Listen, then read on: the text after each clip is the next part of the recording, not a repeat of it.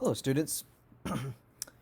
Today we are looking into the 1950s a little bit more, and late 40s, 1950s, and this is chapter 19 in your textbook. I'm excited about what you guys are going to learn this week because you're going to get to do some fun stuff like look at TV and movies and uh, music, TV and music particularly, and get to think about how those reflect culture. And I think you'll probably start thinking about the same thing with your own culture. The things that we produce, as far as our movies, our television, our our music, and what does that say about our society? Um, you're asked to do this in a historical way about the 50s, but you could also do the same thing for your own society, and hopefully you can learn a little more how to do that and what kind of questions to ask. So, big picture here is World War II gets us out of the Great Depression and begins a time of economic flourishing, economic boom, and just in a lot of ways cultural flourishing when it comes to things like um, living conditions, and people's lives greatly improve after World War II. Particularly this generation that lived through the Depression saw their sons go off to war, their sons come back, and they kind of take the mantle and become they're the adults of the 1950s. This generation, the greatest generation that went and fought the war, they come back, and life for them in the 50s is considerably better for them in the 40s. So let's look at some specific stuff. Kind of going through the first section of the book. We're not going to cover all the sections in a lot of depth, but the first one more than anything. I think we mentioned this last week. I think it was a term that you need to know, but the GI Bill or the GI Bill of Rights, a lot of times just referred to as the GI Bill. This is legislation that really was a game changer when you had thousands upon thousands of servicemen coming back into the workforce after World War II. And a couple of things that the GI Bill did that was amazing is that it paid for college for these servicemen so that they wouldn't go back straight into the workforce. They had expanded opportunities. And so what you see in the 1950s is college becomes, and a college education becomes much more affordable, accessible to people that were never able to afford it before. And you start seeing the trend of a college education becoming really necessary to succeed in this new American economy that emerges after World War II. Both of these things are kind of connected to the GI Bill. Another thing is housing loans. The GI Bill gave low-cost housing loans, good interest rates, mandated that banks give these housing loans to or home loans to GIs to veterans, and so you start seeing this expanse of expanding ability of people able to buy a home, and housing ownership rates just skyrocket in the 1950s. And with that, then kind of second point you see there is housing crisis. After World War II, there are people looking for a home, and housing prices start going up because there's not enough homes to go around. And the solution ultimately becomes the rise of suburbs. And what you start seeing really in the 50s, not that this never existed before, but it's really a product of the 50s. We're going to talk a little bit more about it later, but the 1950s in our mind a lot of times is almost synonymous with suburbs. Because so many Americans did move out, particularly white Americans moved out into the suburbs and had their own little plot of land, and it might have been small, and your house might look like everybody else. I mean, mine does. I live in Mission Grove, pretty close to Woodcrest, and it's suburban life. I got a little tiny yard, but it's my own, and my house looks just like everybody else's, the same color as everybody else's, but it's nice, it's comfortable, and for the people of the 1950s, it was in reach, it was affordable, where they may not have ever been able to do so before. to afford their own house like that. And so you see the rise of suburbia. We'll get more about that later.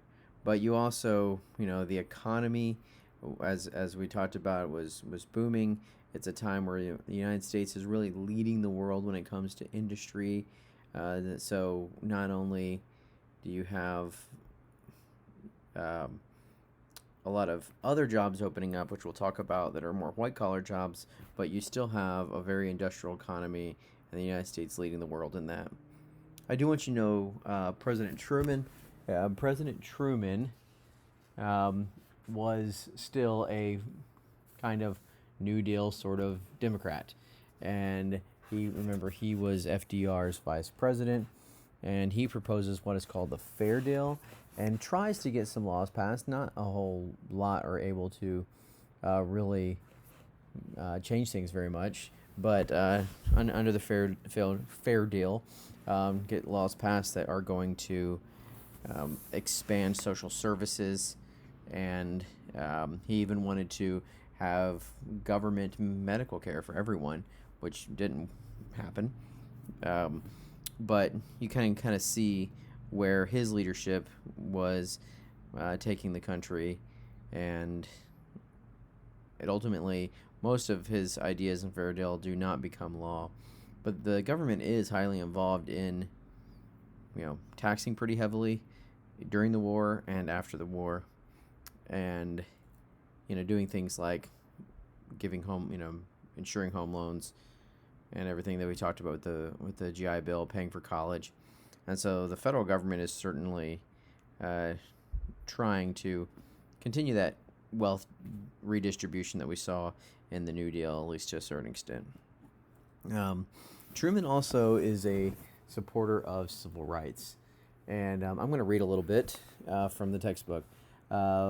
Truman, I'll just say this, his biggest contribution to civil rights is the fact that Truman he issues an executive order to desegregate the Army, the armed services. And that is probably the most significant thing done in civil rights in the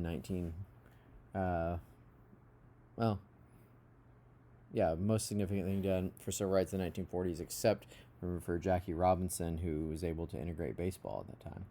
Let me read a little bit. Truman put his career on the line for civil rights. I am asking for equality of opportunity for all human beings. This is on page 639. He said, and if that ends up in my failure to be reelected, that failure will be for a good cause. He got a lot of pushback from his own party because, I don't know if you guys remember, hopefully you do, the Democratic Party controlled the South.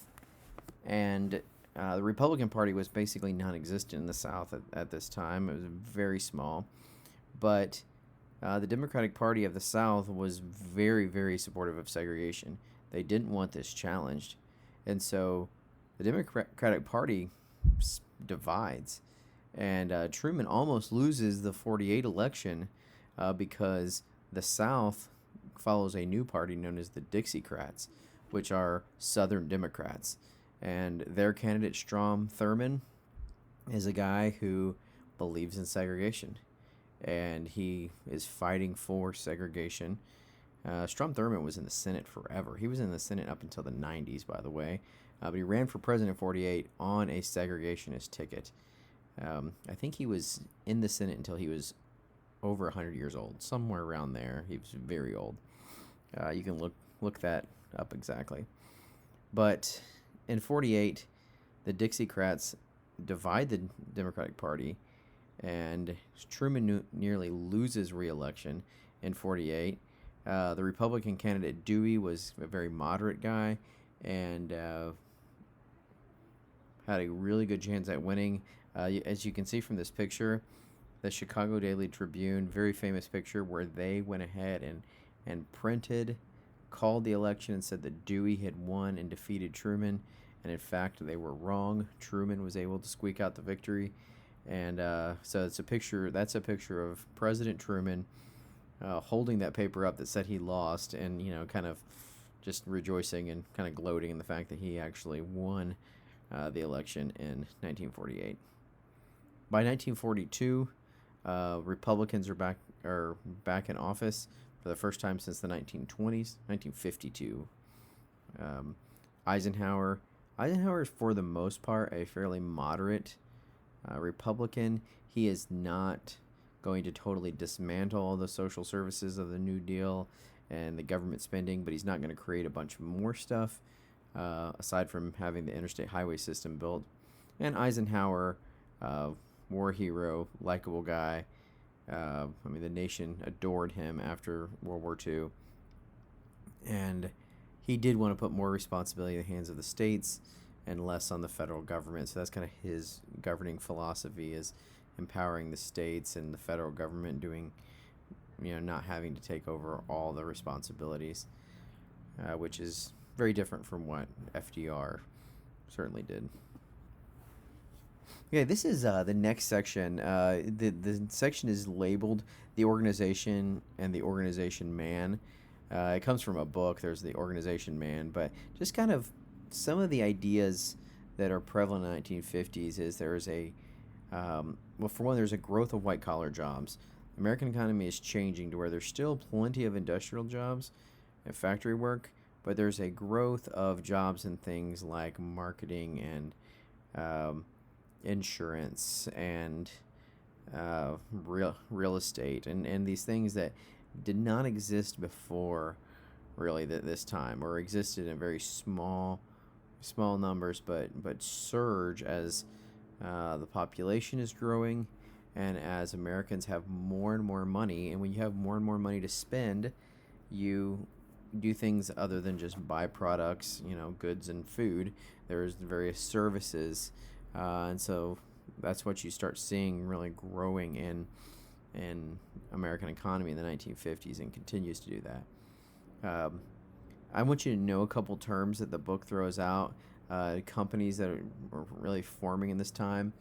All of these, generally, maybe not all of them, but for the most part, there's a lot of corporations. These are companies owned by shareholders. That is very common in this time as well as our time. Some of these corporations are also conglomerates, which are companies that have basically multiple types of products. One is Yamaha. That's a Japanese conglomerate. Yamaha makes jet skis, really good jet skis. They also make guitars and pianos.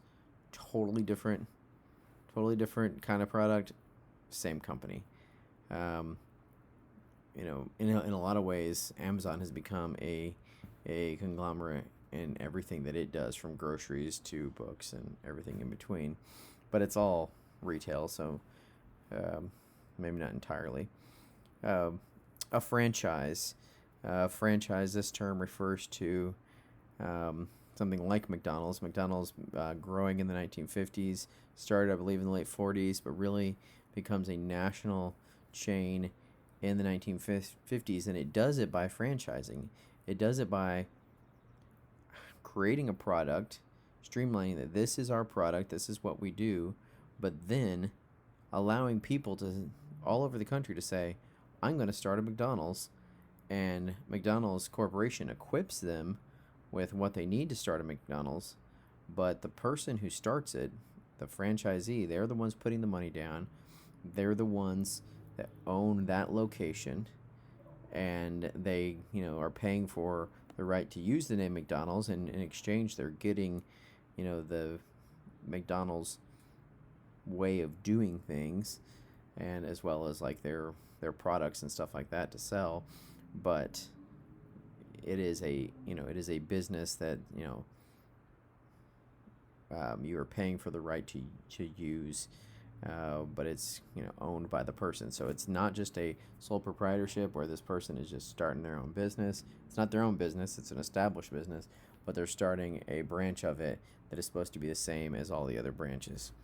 And that's a new model that really takes off in the 1950s, and McDonald's is one of the earliest and one of the best examples of the franchise model.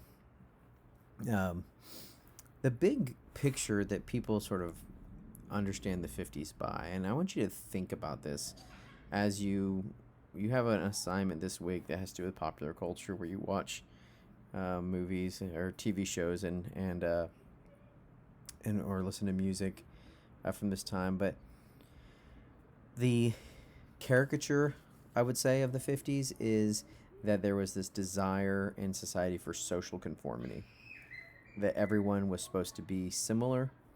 Women had their roles, men had their roles. You know, the man goes off to work, you know, breadwinner comes back, and the woman cooks and cleans. Everybody had their own role. You know, everybody lives in a suburb, and, you know, you have Johnny and his two siblings, and the house looks just like everybody else's, and everybody tries to keep their yard nice, and this idea of conformity all across society.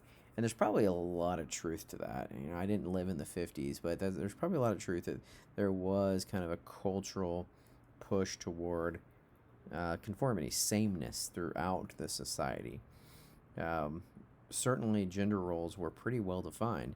Women, for the most part, even though they may have worked during World War II, stopped working and, you know, got married, had kids, became housewives in the 1950s. You know, there's plenty of women that did work, but that was the general trend. There's a feminist author named Betty Friedan that writes about this in a book called The Feminine Mystique, basically about how discontent that lifestyle is, or dissatisfying that lifestyle is, how discontent the housewives are of just being, you know, confined to the home. So, yes, there might be a huge push for social conformity. But at the same time, there's plenty of examples of people like Betty Friedan who pushed back against that. And you're going to see more as we talk about this. But I want you to think about the idea of social conformity. I mean, McDonald's is a really good example. You know, that everybody's McDonald's hamburger is the same around the country, right? Like that wasn't the case at all.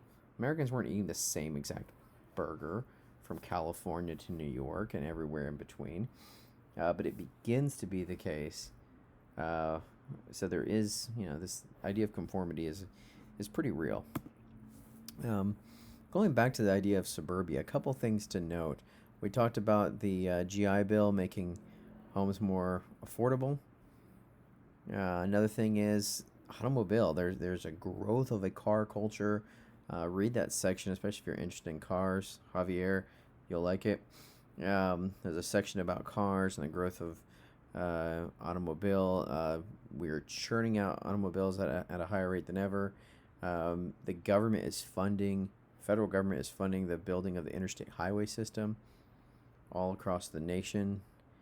So although that's, you know, done for purposes of infrastructure and national defense, the interstate highway system has the biggest result is that it allows people to live further away from the city and in the suburbs, and so you can commute, you know, drive 30 minutes. If you live in LA, drive an hour. At the time, no one was driving an hour, 2 hours to work, but that's when that sort of begins, that suburban sprawl. Jump on the interstate or the freeway. Technically, it's called the interstate highway system. In California, we call them freeways, and go on into work. The baby boom is real.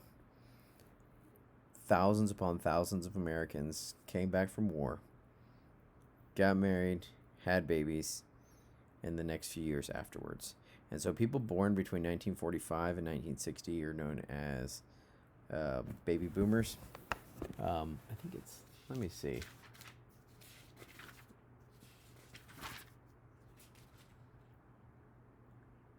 I don't know if it's 1960 or not. I was trying to look that up. 1964. Okay, there we go. Baby boomers. I know you guys are probably familiar with that term, boomers. Technically, baby boomers. But like both of my parents, their fathers went to war, came back, got married, and they were born. They're actually both the oldest in their family. So my mom was born in 48. My dad was born in 50. So soon after the war, settled down, get a job, and um, get married, have kids. That was just the pattern for a huge segment of the population. And so the baby boomer generation is the largest generation in American history. You have this huge surge of population uh, in that time. And so with people having kids, with these families growing, more so than ever, it pushes more and more people to the suburbs as well, not just in the city, but to move out to the suburbs. So you can drive to work, so you live in the suburbs. You have your own wife, kids, and all the rest, so you live in the suburbs to raise them. And then there's also a racial component to this, and this is a very real thing. We call it the white flight. Um, there are cities all over the United States. Uh, Pretty much every interstate or every city in the United States has a segment that used to be kind of white middle class people living near downtown, and that segment of the population has left, and it has become uh, either a black neighborhood or a Hispanic neighborhood or whatever else. It's all over. Every city in the country has this. This is a reality, um, and it points to a desire for conformity. There's a lot of reasons why one person might, pack up and move to the suburbs, um, and those reasons aren't all necessarily bad. But the reality is that people wanted and still do want to live with people that are more like them and move out to the suburbs to escape those neighborhoods. And that's a reality of American history. The next section is on consumerism. We need to go through this a little more quickly. New products are being developed all the time. Some of these products, especially electronics, were products that were used because, or developed because new technologies were developed during the war.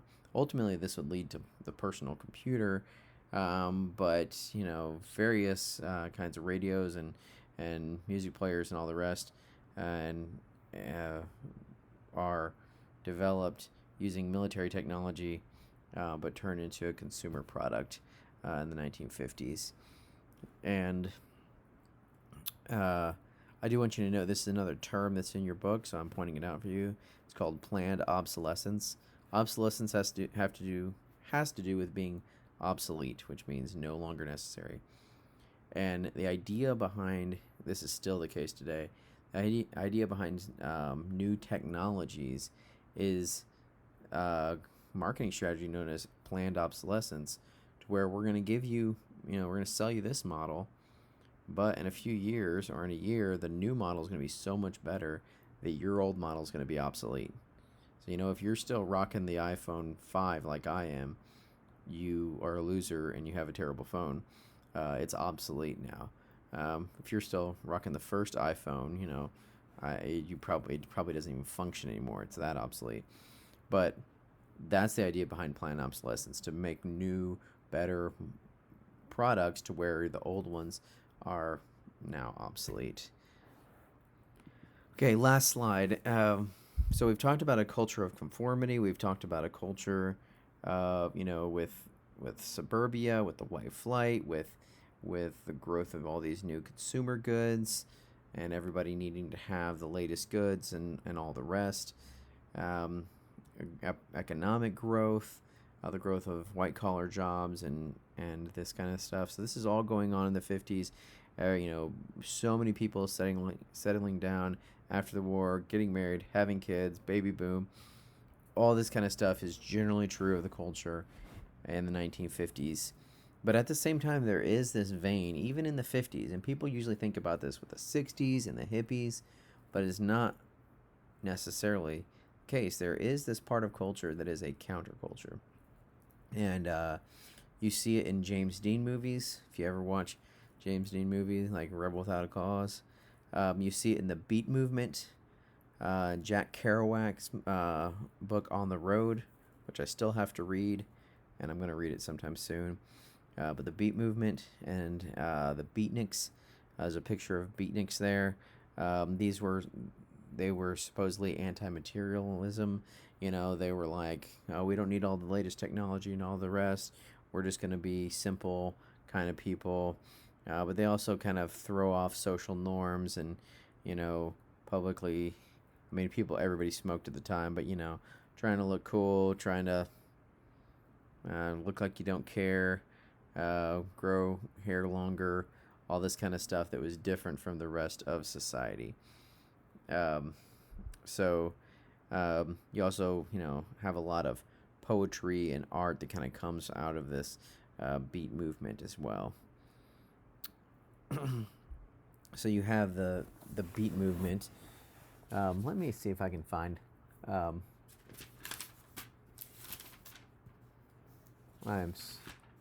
sorry that I'm wasting your time.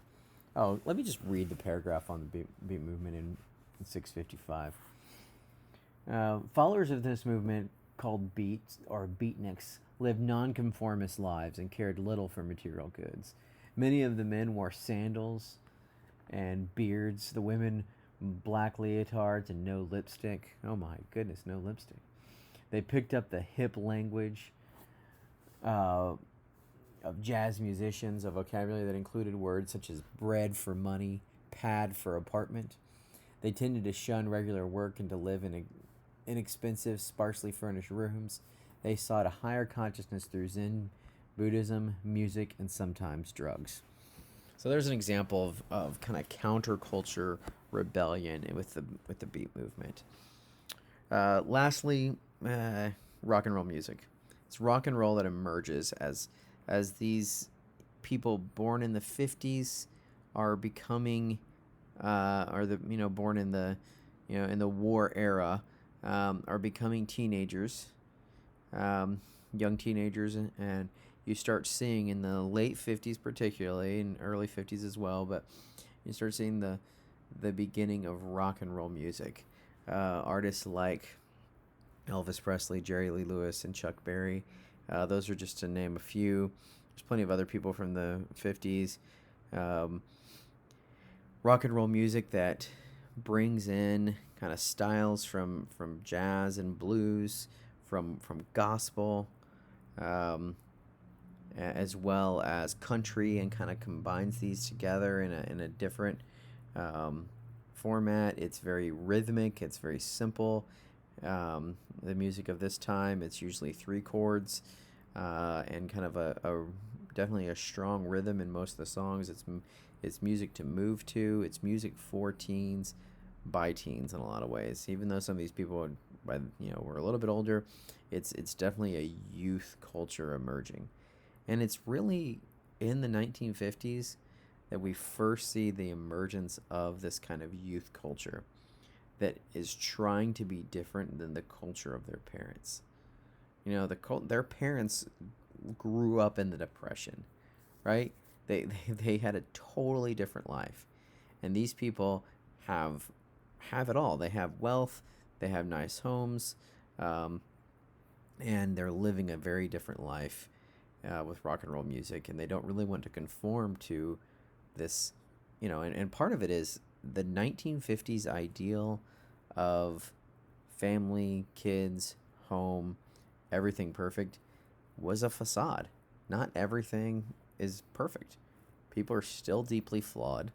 They're still sinful, and so that 1950s ideal was great in a lot of ways, but people saw past that, and they looked for other answers. And so they looked for pleasure, and they looked for just different lifestyles that would be different from the culture around them. Okay, there's your lesson for today. God bless.